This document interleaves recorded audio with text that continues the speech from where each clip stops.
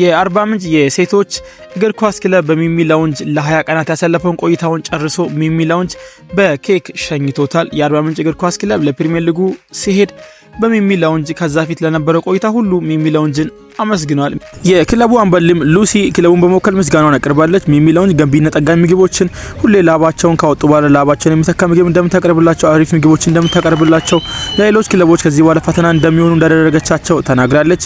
የክለቡ ጀርባ አጥንት የሆነው የፋይናንስ ኃላፊው አቶ ፍቃዱ ሚሚ ላውንጅ የተሻሉ ምግቦችን እንደሚያቀርብ፣ በተመጣጣኝ ዋጋ ምግብ እንደሚያቀርብና የተሻለ ምግብ እንደሚያቀርብ ጨምረው ገልጸዋል። ሚሚ ላውንጅንም ለልጆቻቸው ላደረጉ ነገር ሁሉ ምስጋናውን አቅርቧል። ሌሎች ሰዎችም ሚሚ ላውንጅ ተመጣጣኝ ዋጋ ስላለው መተው እንዲጠቀሙ ግብዣቸውን አስተላልፏል። ከዚህ በኋላ ሚሚ ላውንጅ እንደሚጠቀሙ ቃል ገብተዋል። ሚሚ ላውንጅ ይለያል። አድራሻችን ከለምለም አደባባይ ፊት ለፊት ያገኙናል።